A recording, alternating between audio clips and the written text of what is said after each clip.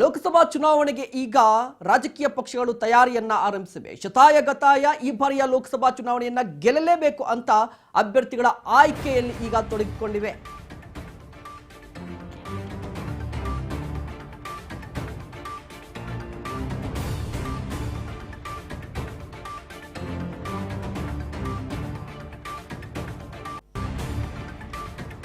ಅಳೆದು ತೂಗಿ ಅಭ್ಯರ್ಥಿಯನ್ನ ಅಖಾಡಕ್ಕೆ ಇಳಿಸುವುದಕ್ಕೆ ಸಭೆಯನ್ನ ಏರ್ಪಾಟು ಮಾಡಲಾಗಿದೆ.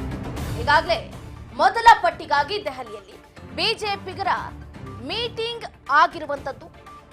ಈಗಾಗಲೇ ಹೇಳಿದಾಗೆ ಎರಡನೇ ಪಟ್ಟಿ ರಿಲೀಸ್ಗೆ ಬೆಂಗಳೂರಿನಲ್ಲಿ ಕಾಂಗ್ರೆಸ್ ಕೂಡ ಚರ್ಚೆಯನ್ನ ನಡೆಸುವುದಕ್ಕೆ ಎಲ್ಲಾ ರೀತಿಯಾದಂತಹ ತಯಾರಿಯನ್ನ ಮಾಡಿಕೊಂಡಿದೆ.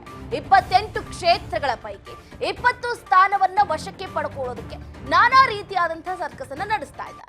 ರಾಷ್ಟ್ರೀಯ ಪಕ್ಷಗಳಿಂದ ಜೋರಾಗ್ತಾನೆ ಇದೆ. ಲೋಕ ಸನಿಹಕ್ಕೆ ಇತ್ತ ಹುರಿಯಾಳುಗಳನ್ನ ಆಯ್ಕೆ ಮಾಡುವಂತಹ ಕಸರತ್ತು. ಹುರಿಯಾಳುಗಳು ಅದರಲ್ಲೂ ಕೂಡ ಮುಖ್ಯವಾಗಿ ಗೆಲ್ಲುವಂತಹ ಕುದುರೆಗಳನ್ನ ಆಯ್ಕೆ ಮಾಡುವಂತಹ ಕಸರತ್ತಿಗೆ ಇತ್ತ ಎಲ್ಲಾ ನಾಯಕರು, ಅದರಲ್ಲೂ ಕೂಡ ಮುಖ್ಯವಾಗಿ ರಾಷ್ಟ್ರೀಯ ನಾಯಕರು, ರಾಷ್ಟ್ರೀಯ ಪಕ್ಷಗಳು ಕೈ ಜೋಡಿಸಿ ಬಂದದ್ದು. ಈಗಾಗಲೇ ಹೇಳಿದಾಗೆ ಬಿಜೆಪಿ ತನ್ನ ಮೊದಲ ಅಭ್ಯರ್ಥಿಗಳ ಪಟ್ಟಿಯನ್ನ ಅಂದ್ರೆ 195 ಅಭ್ಯರ್ಥಿಗಳ ಪಟ್ಟಿಯನ್ನ ರಿಲೀಸ್ ಮಾಡೋದ್ರ ಮುಖಾಂತರ ತನ್ನ ಎರಡನೇ ಅಭ್ಯರ್ಥಿಗಳ ಪಟ್ಟಿಯನ್ನ ರಿಲೀಸ್ ಮಾಡೋದಕ್ಕೆ ಸೆಣಸಾಟವನ್ನ ನಡೆಸ್ತಾ ಇದೆ. ಇತ್ತ ಕಾಂಗ್ರೆಸ್ ಕೂಡ ತನ್ನ 39 ಅಭ್ಯರ್ಥಿಗಳ ಪಟ್ಟಿಯನ್ನ ರಿಲೀಸ್ ಮಾಡೋದ್ರ ಮುಖಾಂತರ ಎರಡನೇ ಅಭ್ಯರ್ಥಿಗಳ ಪಟ್ಟಿಯನ್ನ ರಿಲೀಸ್ ಮಾಡೋದಕ್ಕೆ ಇತ್ತ ಸೆಣಸಾಟವನ್ನ ನಡೆಸ್ತಾ ಇದೆ. ಒಟ್ಟಾರೆಯಾಗಿ ಎಷ್ಟೇ ಸೆಣಸಾಟವನ್ನ ನಡೆಸಿದ್ರು ಕೂಡ ಫೈನಲ್ ಆಗಿ ಯಾರು ಗೆಲ್ತಾರೆ ಅನ್ನೋದು ಯಕ್ಷ ಪ್ರಶ್ನೆಯಾಗಿ ಉಳಿತಾ ಇರುವಂತದ್ದು. ದೆಹಲಿಯಲ್ಲಿ ಬಿಜೆಪಿಯ ನಾಯಕರು ಪ್ರಮುಖವಾಗಿ ಕರ್ನಾಟಕಕ್ಕೆ ಸಂಬಂಧಪಟ್ಟಂತೆ ಇವತ್ತಿನ ಮೀಟಿಂಗ್ ಇರುವಂತದ್ದು. ಕರ್ನಾಟಕಕ್ಕೆ ಸಂಬಂಧಪಟ್ಟಂತೆ ಯಾರಿಗೆ ಟಿಕೆಟ್ ಅನ್ನ ಕೊಡ್ತಾರೆ, ಯಾಕಂದ್ರೆ ರಾಜ್ಯ ಬಿಜೆಪಿಯಲ್ಲಿ ಒಂದಿಷ್ಟು ಗೊಂದಲ ಇರುವಂತದ್ದು. ಎಲ್ಲರೂ ಕೂಡ ನಿರೀಕ್ಷೆ ಮಾಡಿದ್ರು ಮೊದಲ ಪಟ್ಟಿ ರಿಲೀಸ್ ಆಗ್ತಲ್ವಾ ಬಿಜೆಪಿಯದ್ದು. ಆಗ ಎಲ್ಲರ ನಿರೀಕ್ಷೆ ಇದ್ದದ್ದು ಕರ್ನಾಟಕದಿಂದ ಅಟ್ಲೀಸ್ಟ್ ಒಂದು 10 ಲೋಕಸಭಾ ಕ್ಷೇತ್ರಗಳಿಗೆ ಟಿಕೆಟ್ ಅನ್ನ ಫೈನಲ್ ಮಾಡ್ತಾರೆ, ಯಾರು ಅಭ್ಯರ್ಥಿ ಅನ್ನೋದು ಫೈನಲ್ ಮಾಡ್ತಾರೆ ಅಂತ. ಆದರೆ ಬಿಜೆಪಿ ಯಾವಾಗ ಮೊದಲ ಪಟ್ಟಿಯನ್ನ 195 ಕ್ಷೇತ್ರಗಳಿಗೆ ಅಭ್ಯರ್ಥಿಗಳನ್ನಾಗಿ ಘೋಷಣೆ ಮಾಡ್ತೋ, ಆ 195 ಕ್ಷೇತ್ರಗಳಲ್ಲಿ ಕರ್ನಾಟಕದ ಒಂದೇ ಒಂದು ಕ್ಷೇತ್ರ ಕೂಡ ಇರಲಿಲ್ಲ. ಅಲ್ಲಿಗೆ ಕ್ಲಿಯರ್ ಆಗಿ ಗೊತ್ತಾಯ್ತು ಚಂದ್ರಕಲಾ, ಯಾಕಂದ್ರೆ ಬಿಜೆಪಿಲಿ ಎಲ್ಲವೂ ಕೂಡ ಸರಿ ಇಲ್ಲ ರಾಜ್ಯ ಬಿಜೆಪಿಲಿ ಅಂತ. ಇವತ್ತಿನ ಸಭೆ ಏನಂದ್ರೆ, ಇವತ್ತಿನ ಸಭೆಯಲ್ಲಿ ಪ್ರಮುಖವಾಗಿ ಕರ್ನಾಟಕದ ಲೋಕಸಭಾ ಕ್ಷೇತ್ರಗಳ ಅಭ್ಯರ್ಥಿಯನ್ನ ಫೈನಲ್ ಮಾಡುವ ಸಾಧ್ಯತೆ ಇರುವಂತದ್ದು. ಬಹಳ ಗೊಂದಲ ಇದೆ. ನೀವು ಗಮನಿಸ್ತಾ ಇದ್ದೀರಿ, ಈಗಾಗಲೇ ಮಂಡ್ಯ ಲೋಕಸಭಾ ಕ್ಷೇತ್ರ ಅಂದ್ರೆ ಫಸ್ಟ್ ನಮಗೆ ನೆನಪಾಗೋದೆ ಮಂಡ್ಯ ಲೋಕಸಭಾ ಕ್ಷೇತ್ರಕ್ಕೆ ಯಾರನ್ನ ಅಭ್ಯರ್ಥಿಯನ್ನಾಗಿ ಕಣಕ್ಕೆ ಇಳಿಸ್ತಾರೆ ಅಂತ. ಆಯ್ತಾ, JDS ಪಾಲಾಗುತ್ತಾ ಅಥವಾ ಬಿಜೆಪಿ ಪಾಲಾಗುತ್ತಾ ಅದು ಕೂಡ ಯಕ್ಷ ಪ್ರಶ್ನೆಯಾಗಿದೆ. ಆಯ್ತಾ, ಏನು ಶೋಭಾ ಕರಂದ್ಲಾಜೆ ಅವರ ಭವಿಷ್ಯ ಏನಾಗುತ್ತೆ, CT ರವಿ ಅವರು ಸೆಟೆದು ನಿಂತಿದ್ದಾರೆ, ಅವರ ಭವಿಷ್ಯ ಏನಾಗುತ್ತೆ. ಇತ್ತ ಮಾಜಿ CM ಬಸವರಾಜ ಬೊಮ್ಮಾಯಿ, ಹಾಗೆ ಮಾಜಿ CM ಜಗದೀಶ್ ಶೆಟ್ಟರ್, ಪ್ರಹ್ಲಾದ್ ಜೋಶಿ, ಹೀಗೆ ನಾನಾ ರೀತಿಯಾದಂತಹ ಘಟಾನುಘಟಿ ನಾಯಕರ ಸ್ಪರ್ಧೆ ಏನಾಗುತ್ತೆ ಎಲ್ಲವೂ ಕೂಡ ಗೊಂದಲಮಯವಾಗಿದೆ. ಇತ್ತ ಸಂಸದೆ ಶೋಭಾ ಕರಂದ್ಲಾಜೆ ಅವರ ವಿರುದ್ಧವೇ ಇತ್ತ ಸ್ವಪಕ್ಷ ನಾಯಕರೇ ಪತ್ರ ಚಳವಳಿಯನ್ನ ಹಮ್ಮಿಸಿರೋದು ಇದೇ ಮೊದಲನೇ ಬಾರಿಗೆ. ಯಾರೊಬ್ಬ ನಾಯಕರಿಗೂ ಕೂಡ ಈ ರೀತಿಯಾದಂತಹ ಘಟನೆ ಸಂಭವಿಸಿರಲಿಲ್ಲ. ಬಟ್ ಶೋಭಾ ಕರಂದ್ಲಾಜೆ ಅವರಿಗೆ ಈ ರೀತಿ ಆಗಿರೋದು ಬಹಳ ದುರಂತ ಅಂತಾನೆ ಹೇಳ್ಬೋದು. ಇನ್ನು ಎರಡನೇ ಪಟ್ಟಿಗಾಗಿ ದೆಹಲಿಯಲ್ಲಿ ಚುನಾವಣಾ ಸಮಿತಿ ಸಭೆ ಏರ್ಪಟ್ಟಾಗಿರುವಂತದ್ದು. ಈ ಮಧ್ಯೆ ರಾಜ್ಯದಲ್ಲಿ ಟಿಕೆಟ್ಗಾಗಿ ಜೋರಾಗ್ತಾನೆ ಇದೆ ಫೈಟ್. ಉತ್ತರ ಮತ್ತು ಮಧ್ಯ ಕರ್ನಾಟಕದ ಕೊಂಡಿಗೆ ಪೈಪೋಟಿ ಎದುರಾಗಿರುವಂತದ್ದು. ಬೆಂಬಲಿಗರು ಕುಟುಂಬಸ್ಥರಿಗೆ ಟಿಕೆಟ್ ಕೊಡಿಸುವಂತೆ ಯತ್ನವನ್ನ ಮಾಡ್ತಾ ಇದ್ದಾರೆ. ನಮಗೆ ಕೊಡ್ಲಿಲ್ಲ ಅಂದ್ರೂ ಪರವಾಗಿಲ್ಲ, ನಮ್ಮ ಮಕ್ಕಳಿಗೋ ನಮ್ಮ ಮಗಳಿಗೋ ಕೊಡಿ ಅಂತ ಪಟ್ಟನ್ನ ಹಿಡಿದಿದ್ದಾರೆ.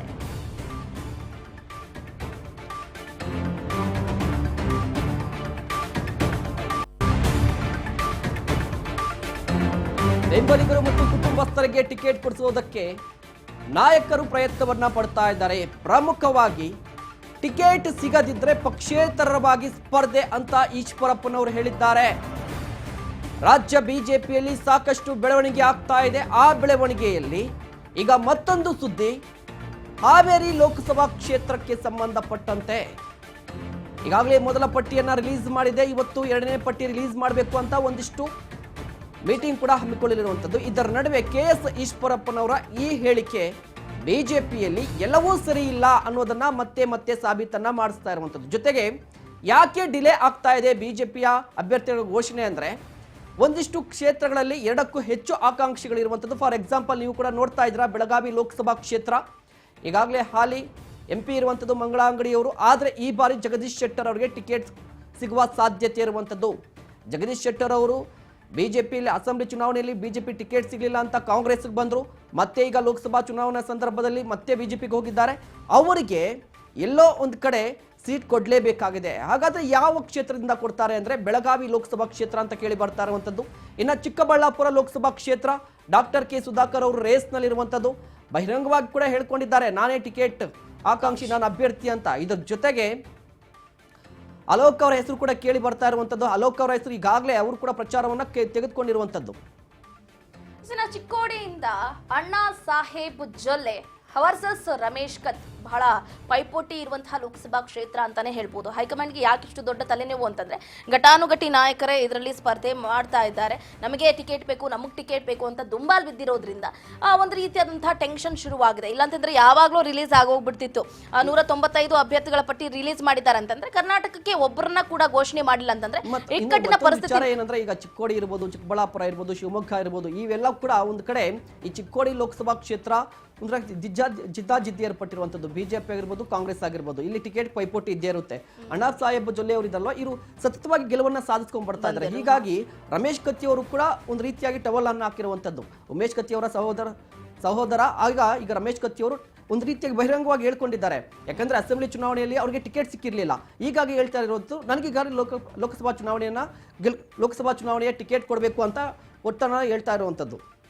ಎಸ್, ಈಗ ನಾವು ಗಮನಿಸ್ತಾ ಇದ್ದೀವಿ, ಮಂಡ್ಯ ಆಗಿರ್ಬೋದು, ಸಂಸದೆ ಶೋಭಾ ಕರಂದ್ಲಾಜೆ ಅವರ ಕ್ಷೇತ್ರ ಆಗಿರ್ಬೋದು, ಸಿ.ಟಿ. ರವಿ ಅವರು ದುಂಬಾಲ್ ಬಿದ್ದಿದ್ದಾರೆ. ಜಗದೀಶ್ ಶೆಟ್ಟರ್ ಅವರು ಹಾವೇರಿ ಲೋಕಸಭಾ ಕ್ಷೇತ್ರದಿಂದ ಸ್ಪರ್ಧೆ ಮಾಡಲಿ ಅಂತ ನಾಯಕರು ಅಂದ್ರೆ ಯಡಿಯೂರಪ್ಪನವರು ಹೇಳ್ತಾ ಇರುವಂಥದ್ದು. ಬಟ್ ಇಲ್ಲಿ ಮಾಜಿ ಸಿಎಂ ಬಸವರಾಜ ಬೊಮ್ಮಾಯಿ ಅವರು ಸ್ಪರ್ಧೆ ಮಾಡಲಿ ಅಂತ ಹೈಕಮಾಂಡ್ ಹೇಳಿಕೆಯನ್ನು ಕೊಡ್ತಾ ಇದೆ. ಬಟ್ ಗೊಂದಲದ ಗೂಡಾಗ್ಬಿಟ್ಟಿದೆ. ಇನ್ನು ದಕ್ಷಿಣ ಕನ್ನಡ ಲೋಕಸಭಾ ಕ್ಷೇತ್ರವನ್ನ ತೆಗೆದುಕೊಂಡ್ರೆ ನಳಿನ್ ಕುಮಾರ್ ಕಟೀಲ್ ಅವರು ಹಾಲಿ ಸಂಸದರಾಗಿದ್ದಾರೆ. ಆದರೆ ಬ್ರಿಜೇಶ್ ಚೌಟ ಅವರ ಹೆಸರು ಕೂಡ ಕೇಳಿ ಬರ್ತಾ ಇರುವಂತದ್ದು.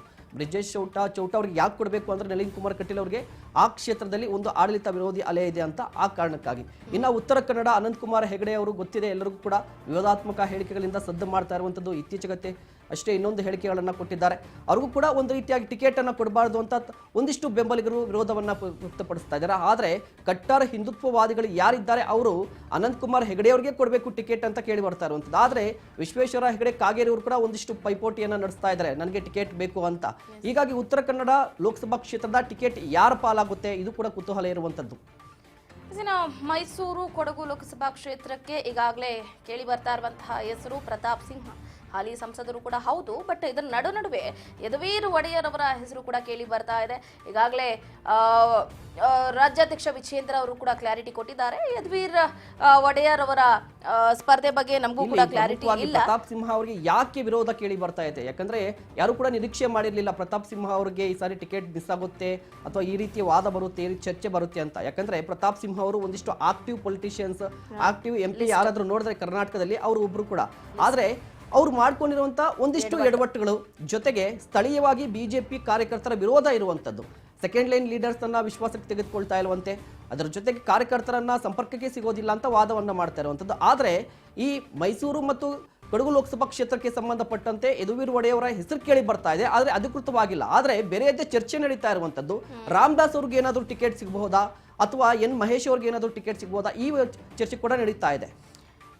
ಉಡುಪಿ ಚಿಕ್ಕಮಗಳೂರು ಈಗಾಗಲೇ ಹೇಳಿದಾಗೆ ಶೋಭಾ ಕರಂದ್ಲಾಜೆ ಗೋ ಬ್ಯಾಕ್ ಅಭಿಯಾನವನ್ನ ಕೂಡ ಹಮ್ಮಿಕೊಳ್ತಾ ಇದ್ದಾರೆ. ಅದರಲ್ಲೂ ಮುಖ್ಯವಾಗಿ ಸ್ವಪಕ್ಷ ನಾಯಕರೇ, ಮುಖಂಡರೇ ಶೋಭಾ ಕರಂದ್ಲಾಜೆ ಅವರಿಗೆ ಟಿಕೆಟ್ ಕೊಡಬಾರ್ದಂತನೂ ಕೂಡ ಹೇಳ್ತಾ ಇದ್ದಾರೆ. ಬಟ್ ಗೊತ್ತಿಲ್ಲ, ಸಿ.ಟಿ. ರವಿ ಅವರಂತೂ ಬಹಳ ದೊಡ್ಡ ಮಟ್ಟದಲ್ಲಿ ನನಗೆ ಮೇ ಬಿ ಸಿಗಬಹುದು ಅಂತ ವಿಶ್ವಾಸವನ್ನ ವ್ಯಕ್ತಪಡಿಸ್ತಾ ಇದ್ದಾರೆ. ಗೊತ್ತಿಲ್ಲ ಏನಾಗುತ್ತೆ ಅಂತ. ಇನ್ನ ಬಾಗಲಕೋಟೆಯಿಂದ PC ಸಿದ್ದೇಗೌಡರು ವರ್ಸಸ್ ಈಗ ಡಾಕ್ಟರ್ ಪ್ರಕಾಶ್ ಜೆ ಪರಪ್ಪ ಈಗ ಒಂದು ರೀತಿಯಾದಂತಹ ಪೈಪೋಟಿಯನ್ನ ಕೊಡ್ತಾ ಇದ್ದಾರೆ. ಹೀಗಾಗಿನೇ ಒಂದು ರೀತಿಯಾದಂತಹ ಕುತೂಹಲದ ಲೋಕಸಭಾ ಕ್ಷೇತ್ರ ಅಂತಾನೆ ಹೇಳ್ಬೋದು. ಬಾಗಲಕೋಟೆ ಲೋಕಸಭಾ ಕ್ಷೇತ್ರ ಏನಾಗಿದೆ ಅಂದ್ರೆ ಪ್ರತಿ ಬಾರಿ ಕೂಡ ಅಲ್ಲಿ ಬಿಜೆಪಿ ಗೆಲುವನ್ನ ಸಾಧಿಸಿಕೊಂಡು ಬರ್ತಾ ಇತ್ತು. ಆದ್ರೆ ಈಗಿರುವ ಸಮೀಕ್ಷೆಯ ಪ್ರಕಾರ ಅಂದ್ರೆ ಬಿಜೆಪಿ ಕೂಡ ಒಂದು ಸಮೀಕ್ಷೆಯನ್ನ ಮಾಡಿದ್ದಾರೆ. ಅದರಲ್ಲಿ ಗದ್ದಿಗೌಡರಿಗೆ ಈ ಬಾರಿ ಆಡಳಿತ ವಿರೋಧಿ ಅಲೆ ಇರುವಂತದ್ದು, ಜೊತೆಗೆ ವಯಸ್ಸು ಕೂಡ ಆಗ್ತಾ ಇದೆ. ಹೊಸಬರ ಅವಕಾಶವನ್ನ ಕೊಡಬೇಕಾಗುತ್ತೆ. ಈಗ ಹೊಸಬರಿಗೆ ಯಾರು ಕೊಡಬೇಕು ಅಂದ್ರೆ ಅವರು ಪ್ರಕಾಶ್ ಅವರ ಹೆಸರು ಕೇಳಿ ಬರ್ತಾ ಇರುವಂತದ್ದು. ಜೊತೆಗೆ ಬಿಜೆಪಿಯಲ್ಲಿ ಈಗಾಗಲೇ ಸಂಘಟನೆಯನ್ನ ಮಾಡಿರುವಂತದ್ದು, ಇವರು ಕೂಡ ಆಗಿರುವಂತದ್ದು. ಮುಂದೆ ಈಗ ಬಿಜೆಪಿ ಒಂದು ತಂಡವನ್ನ ಕಟ್ಟಲಿಕ್ಕೆ ರೆಡಿ ಆಗ್ತಾ ಇರುವಂತದ್ದು. ನಾವು ಅಸೆಂಬ್ಲಿ ಚುನಾವಣೆಯನ್ನ ಕೂಡ ತೆಗೆದುಕೊಂಡ್ರೆ ಹೊಸಬರಿಗೆ ಹೆಚ್ಚಾಗಿ ಅವಕಾಶವನ್ನ ಕೊಟ್ಟರು. ಅದೇ ರೀತಿಯ ಪ್ಲಾನ್ ಅನ್ನ ಈ ಬಾರಿ ಕೂಡ ಮಾಡ್ತಾರಾ, ಮಾಡುವ ಸೂಚನೆಗಳು ಸಿಗ್ತಾ ಇರುವಂತದ್ದು. ಎಸ್ನ ರಾಯಚೂರಿನಿಂದ ರಾಜ ಅಮರೇಶ್ವರ್ ನಾಯಕ ವರ್ಸಸ್ BV ನಾಯಕ. ರಾಯಚೂರು ನಾವು ಕೇಳಿದಾಗೆ ಲೋಕಸಭಾ ಕ್ಷೇತ್ರ ಬಹಳ ಟಫೆಸ್ಟ್ ಫೈಟ್ ಕೊಡ್ತಾ ಇದ್ದಾರೆ ಅಂತಾನೆ ಹೇಳ್ಬೋದು. ರಾಜ ಅಮರೇಶ್ವರ್ ನಾಯಕ ವರ್ಸಸ್ BV ನಾಯಕ ಯಾರಿಗೆ ಸಿಗುತ್ತೆ ಕಾದ್ ನೋಡ್ಬೇಕಾಗುತ್ತೆ. ಇನ್ನು ಕೊಪ್ಪಳದಿಂದ ಸಂಗಣ್ಣ ಕರಡಿ ವರ್ಸಸ್ ಬಸವರಾಜ್ ಕ್ಯಾವಟರ್. ಈಗಾಗಲೇ ಹೇಳ್ದಾಗೆ ಇವೆಲ್ಲವೂ ಕೂಡ ಜಿದ್ದಿನ ಕಣ, ಇವೆಲ್ಲವೂ ಕೂಡ ಬಹಳ ಟಫ್ ನೀಡುವಂತಹ ಲೋಕಸಭಾ ಕ್ಷೇತ್ರಗಳೇ. ಹಾಗಾಗಿ ಇದರಲ್ಲಿ ಎರಡೆರಡು ಹೆಸರುಗಳು ಕೇಳಿ ಬರ್ತಾ ಇದೆ. ಯಾರನ್ನ ಫೈನಲೈಸ್ ಮಾಡ್ತಾರೆ, ಯಾರಿಗೆ ಟಿಕೆಟ್ ಸಿಗುತ್ತೆ ಅನ್ನುವಂತಹ ಕುತೂಹಲ ಮಾತ್ರ ಇದ್ದೇ ಇದೆ. ನೋಡೋಣ, ಹಾಗಾದ್ರೆ ಕಾದ್ ನೋಡ್ಬೇಕಾಗತ್ತೆ. ಇವತ್ತು ಪ್ರಧಾನಿ ನರೇಂದ್ರ ಮೋದಿ ಅವರ ನೇತೃತ್ವದಲ್ಲಿ ಹಾಗೆ ಕೇಂದ್ರ ಗೃಹ ಸಚಿವರಾದಂತಹ ಅಮಿತ್ ಶಾ ಅವರ ನೇತೃತ್ವದಲ್ಲಿ ಸಭೆ ಏರ್ಪಾಟ್ ಆಗಿದೆ. ಸಂಜೆ 5 ಗಂಟೆಗೆ ಸಭೆ. ಈಗ ನಾವು ನೋಡ್ತಾ ಇದೀವಲ್ಲ, ಈ ಎಲ್ಲಾ ಲೋಕಸಭಾ ಕ್ಷೇತ್ರಗಳನ್ನ ನಾವು ತೆಗೆದುಕೊತಾ ಇದ್ರೆ ಪ್ರತಿಯೊಂದು ಲೋಕಸಭಾ ಕ್ಷೇತ್ರದಲ್ಲೂ ಕೂಡ ಆಕಾಂಕ್ಷಿಗಳ ಸಂಖ್ಯೆ ಜಾಸ್ತಿ ಇರುವಂತದ್ದು. ಒಂದು ಕಡೆ ಅಮಿತ್ ಶಾ ಅವರ ಒಲವೇನಂದ್ರೆ ಹೊಸಬರಿಗೆ ಅವಕಾಶವನ್ನ ಕೊಡಬೇಕು ಅಂತ. ಆದ್ರೆ ಲೋಕಲ್ ಅಲ್ಲಿರುವಂತಹ BS ಯಡಿಯೂರಪ್ಪನವರಾಗಿರ್ಬೋದು, ವಿಜೇಂದ್ರ ಅವರಾಗಿರ್ಬೋದು, ಅವ್ರೇನ್ ಹೇಳ್ತಿದ್ದಾರೆ ಅಂದ್ರೆ ಇಲ್ಲ ಹೊಸಬರಿಗೆ ಅವಕಾಶ ಕೊಟ್ರೆ ಅಸೆಂಬ್ಲಿ ಚುನಾವಣೆಯಲ್ಲಿ ಆದಂತಹ ಫಲಿತಾಂಶ ಇದೆಯಲ್ಲ ಅದು ರಿಪೀಟ್ ಆಗುವ ಸಾಧ್ಯತೆ ಇದೆ. ಹೀಗಾಗಿ ಈಗಾಗಲೇ ಇರುವಂತಹ ಹಾಲಿ ಸಂಸದರಿಗೆ ಮತ್ತೆ ಅವಕಾಶವನ್ನ ಕೊಡೋಣ ಅಂತ. ಮತ್ತೊಂದು ಕಡೆ ಕಾಂಗ್ರೆಸ್ನ 21 ಅಭ್ಯರ್ಥಿಗಳ ಆಯ್ಕೆಗೆ ಬೆಂಗಳೂರಲ್ಲಿ ಸಭೆ ಕೂಡ ನಡೆಯುತ್ತೆ ಇವತ್ತು ಸಂಜೆ. ಎರಡನೇ ಲಿಸ್ಟ್ಗಾಗಿ ಹೈ ವೋಲ್ಟೇಜ್ ಮೀಟಿಂಗ್ ಇವತ್ತು ಸಂಜೆ ಹಮ್ಮಿಕೊಳ್ಳಲಾಗಿರುವಂಥದ್ದು. ಇದರಲ್ಲಿ ಸುರ್ಜೇವಾಲಾ ಅವರು ಕೂಡ ಭಾಗಿಯಾಗ್ತಾರೆ. ರಣದೀಪ್ ಸಿಂಗ್ ಸುರ್ಜೇವಾಲಾ ಅವರ ನೇತೃತ್ವದಲ್ಲಿ ಸಮಾಲೋಚನೆ. DCM DK ಶಿವಕುಮಾರ್ ಅವರು ಹಾಗೆ CM ಸಿದ್ದರಾಮಯ್ಯನವರು ಇರ್ತಾರೆ. ಜೊತೆಗೆ ಜಿಲ್ಲಾ ಉಸ್ತುವಾರಿ ಸಚಿವರು ಕೂಡ ಇರ್ತಾರೆ. ಈಗಾಗಲೇ ಮೊದಲ ಪಟ್ಟಿಯನ್ನ ರಿಲೀಸ್ ಮಾಡಿರುವಂತಹ ಕಾಂಗ್ರೆಸ್ ಎರಡನೇ ಪಟ್ಟಿಯನ್ನ ರಿಲೀಸ್ ಮಾಡಬೇಕಿದೆ. ಅದು ಕೂಡ ಕರ್ನಾಟಕದ ಮಟ್ಟಿಗೆ ವಿಶೇಷವಾದ ಆಸಕ್ತಿ ಕಾಂಗ್ರೆಸ್ನ ಹೈಕಮಾಂಡ್ಗೆ ಇರುವಂಥದ್ದು. ಕಾರಣ ಏನಂದ್ರೆ ದೇಶದ ಯಾವುದೇ ರಾಜ್ಯದಲ್ಲಿ ಇಲ್ಲದಂತಹ ವಾತಾವರಣ ಕರ್ನಾಟಕದಲ್ಲಿ ಕಾಂಗ್ರೆಸ್ಗೆ ಇರುವಂಥದ್ದು. ಹೀಗಾಗಿ ಶತಾಯಗತಾಯ ಇಲ್ಲಿ 20 ಲೋಕಸಭಾ ಕ್ಷೇತ್ರದಲ್ಲಿ ಗೆಲುವನ್ನ ಸಾಧಿಸಬೇಕು ಅಂತ ಮೊದಲ ಪಟ್ಟಿಯಲ್ಲಿ 7 ಲೋಕಸಭಾ ಕ್ಷೇತ್ರಕ್ಕೆ ಸಂಬಂಧಪಟ್ಟಂತೆ ಅಭ್ಯರ್ಥಿಗಳನ್ನ ಘೋಷಣೆ ಮಾಡಿರುವಂಥದ್ದು. 28ರಲ್ಲಿ 7 ಇನ್ನು 21. ಈ 21 ಲೋಕಸಭಾ ಕ್ಷೇತ್ರಗಳಿಗೆ ಯಾರಿಗೆ ಅವಕಾಶವನ್ನ ಕೊಡಬೇಕು? ಮೊದಲ ಪಟ್ಟಿಯನ್ನ ನಾವು ನೋಡಿದ್ರೆ ಹಳೆ ಮೈಸೂರು ಭಾಗದ ಆಲ್ಮೋಸ್ಟ್ 6 ಲೋಕಸಭಾ ಕ್ಷೇತ್ರಗಳಿಗೆ ಅಭ್ಯರ್ಥಿಗಳನ್ನ ಫೈನಲ್ ಮಾಡಿರುವಂಥದ್ದು. ಈಗ ಮಧ್ಯ ಕರ್ನಾಟಕ, ಉತ್ತರ ಕರ್ನಾಟಕದಲ್ಲಿ ಇರುವಂತಹ ಲೋಕಸಭಾ ಕ್ಷೇತ್ರಗಳಿಗೆ ಸಂಬಂಧಪಟ್ಟಂತೆ ಚರ್ಚೆ ನಡೆಯುತ್ತೆ ಇವತ್ತು ಸಂಜೆ. ಪ್ರಮುಖವಾಗಿ ಯಾಕೆ ಈ ಚರ್ಚೆ, ಯಾವ ವಿಚಾರ ಅಂದ್ರೆ ಈ ಬಾರಿಯ ಲೋಕಸಭಾ ಚುನಾವಣೆಯಲ್ಲಿ ಕಾಂಗ್ರೆಸ್ಗೆ ಪ್ರತಿಷ್ಠೆ ಆಗಿರುವಂಥದ್ದು ಒಂದು ಕತೆ ಆದ್ರೆ ಹೊಸಬರಿಗೆ ಅವಕಾಶ ಕೊಡಬೇಕಾ, ಹಳಬರಿಗೆ ಅವಕಾಶ ಕೊಡಬೇಕಾ ಅನ್ನುವ ಪ್ರಶ್ನೆ ಕೂಡ ಉದ್ಭವ ಆಗಿರುವಂಥದ್ದು. ಕಾದು ನೋಡಬೇಕಾಗುತ್ತೆ ಇವತ್ತು ಸಂಜೆ. ಕಾಂಗ್ರೆಸ್ನ ಸ್ಕ್ರೀನಿಂಗ್ ಕಮಿಟಿ ಸಭೆ ಕೂಡ ಇರುವಂಥದ್ದು. ಇದಾದ ನಂತರ ಕಾಂಗ್ರೆಸ್ ಪಟ್ಟಿ ರಿಲೀಸ್ ಆಗುತ್ತಾ, ಒಂದು ವೇಳೆ ರಿಲೀಸ್ ಆದ್ರೆ ಹೊಸಬರಿಗೆ ಅವಕಾಶವನ್ನ ಕೊಡ್ತಾರಾ, ಅದೆಲ್ಲ ನೋಡಬೇಕಾಗುತ್ತೆ. ಮತ್ತಷ್ಟು